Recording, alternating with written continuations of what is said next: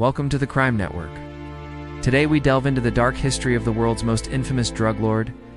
This is the case file of Pablo Escobar, the man who built an empire on blood and cocaine.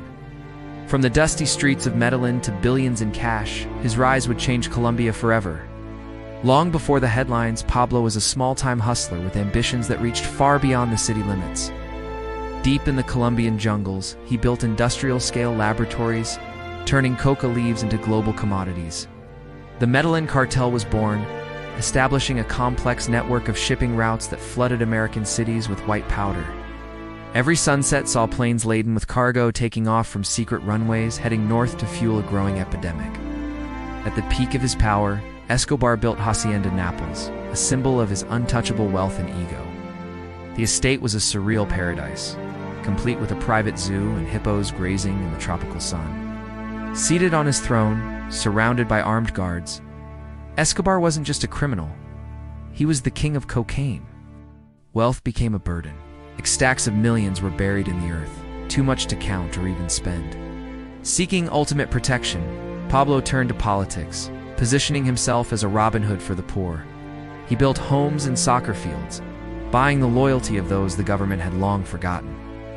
For a brief moment, he sat in the halls of Parliament, a criminal mastermind attempting to rule from the light, but the light faded fast. As the state pushed back, Medellin transformed into a battlefield of rain and neon shadows. Terror gripped the nation. Headlines screamed of bombings and the cold-blooded assassination of those who dared stand in his way. The sicarios became the invisible harbingers of Escobar's brutal philosophy. Plata o plomo, silver or lead, Colombia burned. The chaos of the narco wars left the country scarred as Escobar declared war on the government itself. Cornered, but defiant, Pablo retreated to the shadows, managing his crumbling empire through static-filled radio waves. Even in prison, he maintained control. La Catedral was a luxury fortress designed by the king to keep the law out. But the world was closing in. Elite search block soldiers utilized every technology to track the elusive drug lord.